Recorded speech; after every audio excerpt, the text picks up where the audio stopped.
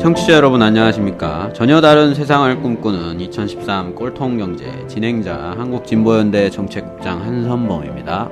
우리사회연구소 연구원 백남주입니다. 네, 꼴통경제 2013년 16번째 시간입니다. 이번 주에는 최근 어제 오늘이죠. 발표된 미국의 양적 완화 축소 조치에 따른 버냉키 쇼크에 따른 이 국내 경제 영향에 대해서 살펴보도록 하겠습니다.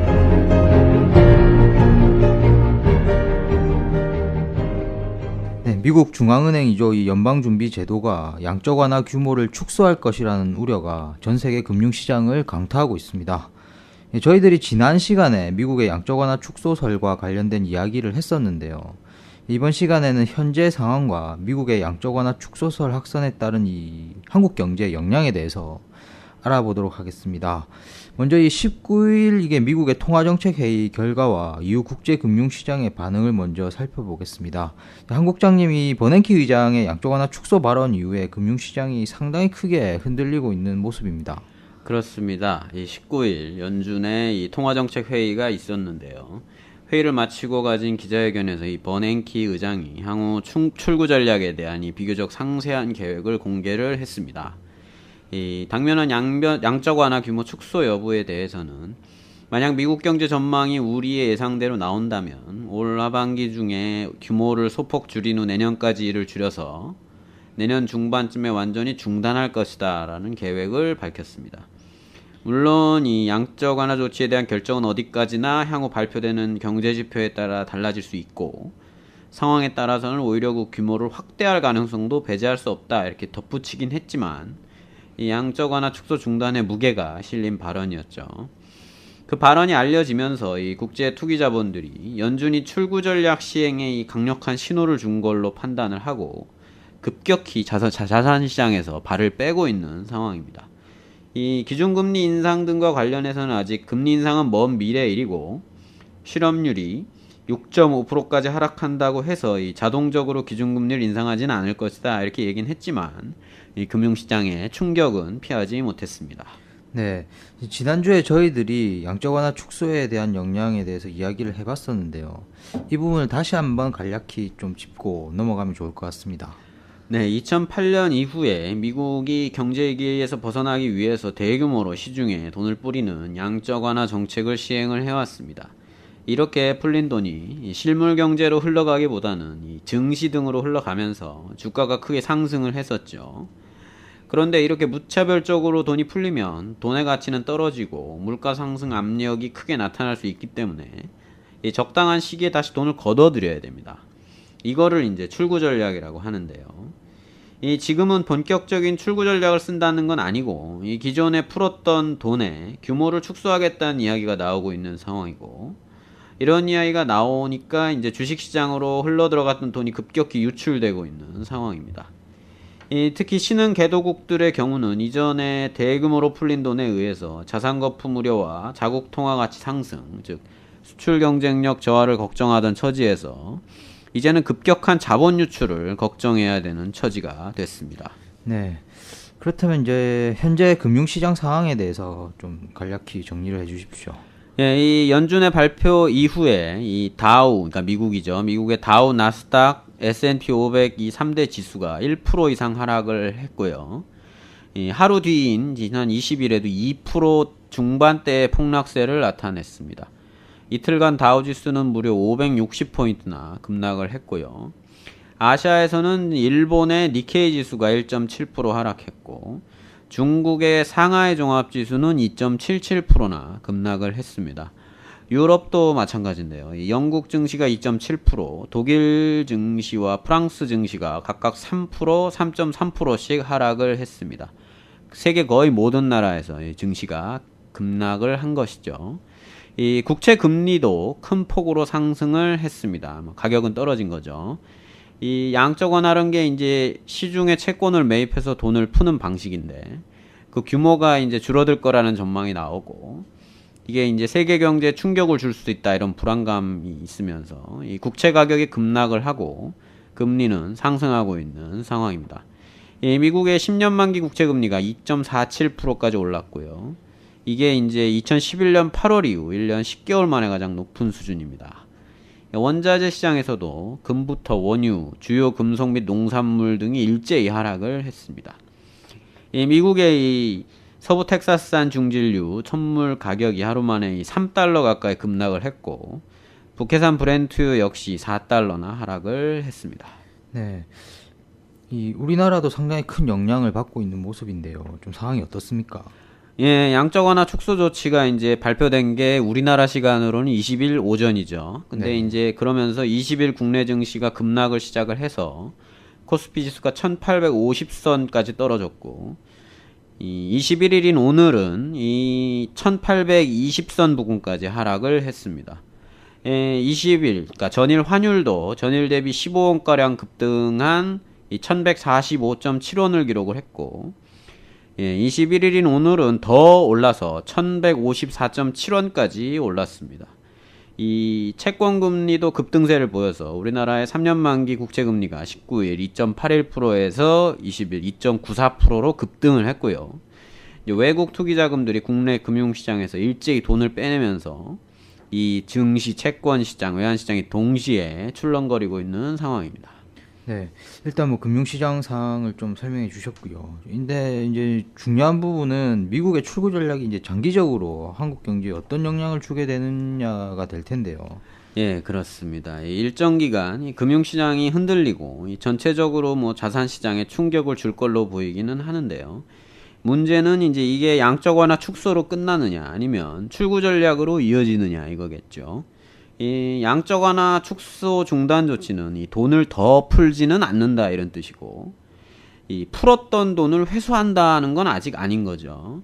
이 푼 돈을 회수를 하려면 연준이 그동안 사놓은 국채와 모기지 채권이 이제 만기가 오면 이 되돌아오는 돈을 재투자하지 않고 회수를 해야 되는데, 버냉키 의장의 발표에 따르면 아직 그렇게까지는 하지 않을 거다 이렇게 말을 하고 있고요.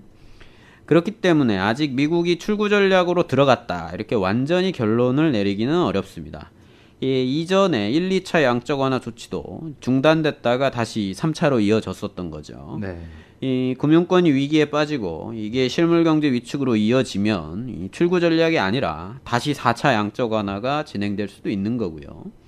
그래서 연준도 이제 경제가 예상한 대로 호전된다면이라는 단서를 붙인 거죠. 그렇지만 현재로서는 이 4차 양적 완화보다는 출구 전략 시행 가능성이 더 높은 상황이라고 보여집니다. 경제 회복세가 아직 미미한데도 이 양적 완화를 축소한다 이렇게 얘기를 한 건 경제 회복 문제 이외에도 이 다른 문제들이 있기 때문이거든요. 이 양적 완화의 편익 대비 비용이 감소를 하고 있고, 유럽과 일본도 돈을 풀면서 이 양적 완화라는 조치 약발이 점점 떨어지고 있는 측면들도 이 연준이 이번 조치를 취하게 된 한 배경으로 보입니다. 네. 지난 시간에도 저희들이 한번 말씀을 드렸는데 너무 지금 당장에 막 주식시장의 급변동을 가지고 이 양적 완화 조치의 영향을 다 평가하기는 좀 어려울 것 같이 보이고요. 그러면 일단 출구 전략이 시행된다고 가정을 한다면 이제 그럴 경우에 국내 경제에는 어떤 영향을 주게 되는 겁니까? 한마디로 말씀을 드리면 이 금리가 오르는 거죠. 이 출구 전략이라는 게 결국 이제 풀었던 돈을 회수하는 거고, 이 제로 수준의 금리를 뭐 한 3에서 4% 수준으로 이렇게 정상화하는 거니까요. 이 미국이 이제 그렇게 금리를 올리면 우리나라는 같이 금리를 올릴 수밖에 없습니다. 미국이 기준금리를 0%로 했을 때 우리나라는 2% 정도까지 내렸었죠. 더 내리기는 어렵다는 게 대체적인 평가였습니다. 이 미국보다는 우리나라의 금리가 좀 높아야 되는 거기 때문에 그렇죠. 가령 미국의 금리가 3%인데 우리나라 금리가 2.5%면 이 한국 채권이 미국 채권에 비해서 위험하면서도 수익률도 낮다는 게 되겠죠. 그러면 이 국제 금융 투기 자본들이 다 떠나고 국내 투기 자본들도 뭐 다 떠나게 될 거니까요. 네, 그렇죠. 이제 그러면 금리가 오르면 어떤 일들이 발생하는지를 살펴봐야겠는데요. 일단 가계부채 문제가 먼저 떠오릅니다. 그렇습니다. 금리가 상승하면 이 대출 금리가 오르면서 대출자들의 상환 부담이 당연히 증가하게 될 겁니다. 특히 이제 1, 2%포인트 변화에 민감한 이 주택담보대출자들이 큰 영향을 받게 되겠죠. 10에서 20%대 대출을 받는 경우는 뭐 상대적으로 영향이 적을 수도 있고요. 이 기존 대출자들도 그렇지만 이 부동산 건설 경기도 악화될 가능성이 크겠죠. 이 매입자들의 비용 부담이 늘어나게 되니까요. 대출을 해서 집을 살려면. 네. 모니터링을 해보면은 지금까지 한 3, 4년간 집값이 한 20에서 25% 정도 하락을 하다가 이 잠시 소강 상태인 건데 이게 더 내려갈 가능성이 높아지고 있는 걸로 보입니다. 네, 그러면 이 산업에는 어떤 영향을 주게 됩니까? 산업적 측면에서도 이제 금리가 오르면 당연히 자금 조달 비용이 상승을 하게 되겠죠. 대출 금리도 오르게 되고, 이 회사채 금리도 오르게 되겠죠. 가령 대출 금리가 4%였는데 이게 5%로 오르게 되면 이 기업 입장에서는 이자 부담이 25%나 증가하게 되는 것이죠. 이 가령 100억 원을 빌렸는데 금리가 4%면 이자가 4억 원이죠, 연. 근데 5%면 5억 원입니다. 네. 그러니까 기존에 4억 원에 1억 원이 추가되는 거니까 25%나 증가하는 거죠. 그러니까 금리가 1% 오른다는 말이 그렇게 무서운 말입니다. 이 금리가 이렇게 오르고 이 자금 조달이 어려워지면서 아마 한계 기업이 증가하게 될 가능성이 높습니다. 그리고 이 조치의 영향이 이제 우리나라에 한정되는 게 아니라 전 세계 신흥 개도국들이 모두 비슷한 상황에 놓인 거니까 세계 경제도 위축될 가능성이 높게 되겠죠. 그렇게 되면 수출 역시 이제 둔화되면서 기업들의 실적과 채산성도 악화될 것으로 전망이 됩니다. 네, 뭐 이렇게 가계와 기업이 뭐 타격을 받고 위축되게 되면 내수 전반이 이렇게 악화되는 방향으로 갈 것 같은데요. 그렇습니다. 가계와 기업이 이자 부담으로 소비와 투자를 줄이게 되니까 전반적인 내수도 위축될 가능성이 높죠. 앞서 말씀드렸듯이 뭐 건설 부동산 쪽도 계속 전망이 어둡고요. 네, 뭐 가계도 그렇고 기업도 그렇고 수출, 내수 모두 이 금리 인상의 영향으로 어려워질 거란 말씀이셨는데요. 이렇게 되면 위기가 이 건설, 조선, 해운, 철강 이런 산업을 넘어서 금융권으로 확산될 가능성이 높아질 수도 있을 것 같습니다. 예, 일단은 금리가 오르면 은행들의 순이익은 좀 증가하는 경향이 있기 때문에 꼭 완전히 꼭 그렇다 이렇게 볼 수 없기는 합니다. 예, 그렇지만 상황이 계속되면, 계속 악화되면 이게 장담을 하긴 어렵죠. 주택담보대출과 기업대출의 연체와 부실이 늘어나면서 은행들의 손실이 커지게 될 거고요. 여기에 현재 금융권이 보유하고 있는 각종 채권들의 손실 문제도 발생하게 됩니다. 금리가 높아진다는 거는 채권 가격이 떨어진다는 얘기니까 채권을 많이 갖고 있는 금융권은 큰 손실을 볼 가능성이 있죠. 안 그래도 최근 STX나 쌍용건설 위기로 이 은행들의 순이익이 급감하고 있는 상황인데요. 예를 들어보면 이제 우리은행의 경우에 작년 1분기 순이익이 약 6천억 원 정도였는데 올해 1분기 수익은 한 2천억 원 수준에 그쳤습니다. 3분의 1 토막이 난 거죠. 거기에 4월 순이익은 110억 원이었습니다. 그러니까 4월의 추세로 가면 2분기 순이익은 330억 원에 불과한 거니까 여차하면 이제 순손실을 볼 수도 있는 상황이 오고 있는 거죠. 그래서 다른 은행들도 우리은행 정도는 아니지만 순이익이 작년에 비해 급격히 감소하고 있는 거는 마찬가지 이런 상황입니다. 네, 이 말씀을 들으니까 그간 미뤄왔던 미뤄져 왔던 우리나라 경제의 문제점들이 한꺼번에 좀 분출되는 것 같다는 생각이 듭니다. 좀 으스스한 느낌이 드는데요. 저도 좀 그렇습니다. 2008년 금융위기 이후에 이제 한국 경제가 전 세계적인 부양책이나 고환율 정책 그리고 이 각종 건설 부동산 부양책으로 이제 그간 쌓여온 문제들을 미루고 덮어왔었는데요. 아시다시피 이제 전 세계 부양책이 약발이 떨어지고 환율도 꽤 내려오고 이 건설 부동산 부양책도 좀 한계를 보이면서 점점 경제가 악화돼 왔었거든요. 그래서 위기가 이제 건설에서 조선과 해운 그리고 철강 이렇게 전이가 돼 온 거고요. 그런데 여기에 이제 출구 전략에 따른 금리 인상이 겹칠 가능성이 높아지고 있는 거죠. 네.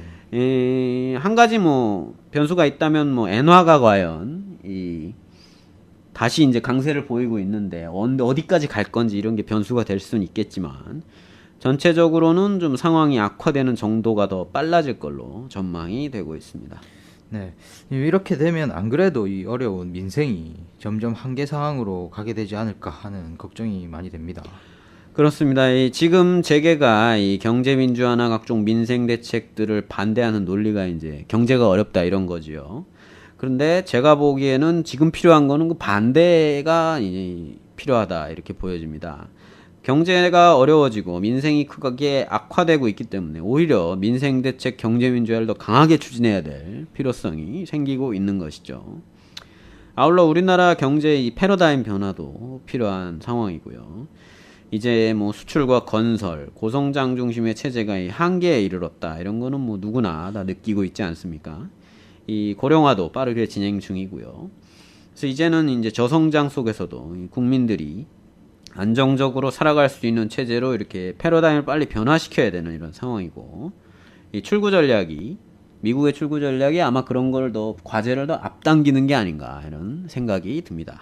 네, 이거 좀 뭐 저성장 속에서도 국민들이 안정적으로 살아갈 수 있는 체제 뭐 이런 이야기를 해주셨는데요. 조금 더 구체적으로 설명을 해주실 수 있으시면 좋겠는데요.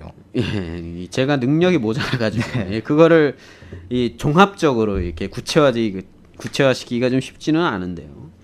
이제 민생이야 기본적으로 이제 의식 주고 여기에 이제 실직이나 임금 감소, 뭐 장기간의 실업, 이거 뭐 예기치 못한 위험 이런 속에서 이 기본적 생존을 보장하는 거겠죠. 그래서 어떤 형식으로건 뭐 생계비를 보장을 하고 주거를 안정화시켜야 되고, 뭐 이걸 위해서 재원이 필요하니까 뭐 조세 체계도 세금 부담을 높이는 방향으로 가야 될 거고, 이걸 위해서 뭐 선차적으로 뭐 조세 정의를 확보를 해야 되겠죠. 부자 증세 이런 걸 해서. 그리고 일자리 나누기도 해야 되고, 이 재벌 횡포도 억제해야 되고, 뭐 더 크게 거시적으로 봐서는 뭐 장기간 지속된 이 한반도의 전쟁 상태를 해소하고 평화를 정착시켜서 분담 비용을 줄여야 되겠죠. 네. 예, 그리고 뭐 남북 협력을 강화해서 이 세계 경제 풍파에 휘둘리는 강도를 낮추고 이 자립적 토대도 늘려야 되고요. 뭐 헤아릴 수 없는 과제들이 정말 제기가 되고 있습니다. 이거 제가 정리를 아직은 이거는 혼자 할 수 있는 일이 아닌 것 같은데 정리가 아직은 잘 안 되고 있는데 열심히 좀 정리를 해보겠습니다. 예. 그래서 이제 제가 이제 이런 고민을 하는데 이 박근혜 대통령의 대선 공약들을 보면 이런 고민들의 일정 부분은 저는 녹아들어 있다고 보여집니다. 근데 점점 이렇게 이 통치를 하면서 점점 이게 보기가 힘들어지고 있어요. 경제 민주화에도 최근에 좀 제동을 걸었죠. 그리고 뭐 공공성을 강화하기보다는 민영화의 방점이 찍혀 있고, 확대시켜야 될 개성공단을 오히려 폐쇄하는 분위기고, 이 평화 체제를 위한 북미 대화 이런 거는 뭐 이런 거를 이제 한국이 이렇게 추동하기보다는 좀 방해하는 이런 분위기고. 그래서 점점 이 박근혜표 민생 정책이나 뭐 대북 정책 이런 게 이제 그걸 보면서 이제 대선 때 이제 저게 얼마나 가겠냐 이런 생각을 했었는데, 그런 이 국민들의 냉소가 점점 이렇게 현실화되고 있는 것 같습니다. 네, 좀 출구 전략 얘기를 하다가 얘기가 커져서 그렇죠. 예. 우리나라 경제 패러다임 문제로까지 갔었는데요. 오늘은 여기까지 하도록 하겠습니다. 계속해서 미국의 출구 전략에 따른 국내 경제 영향을 주목해 봐야 될 것 같습니다. 한국장님 수고하셨습니다. 네, 감사합니다. 네, 이상으로 2013 꼴통경제 16번째 시간을 마치도록 하겠습니다. 청취자 여러분, 다음 주에 뵙도록 하겠습니다. 안녕히 계십시오. 안녕히 계십시오.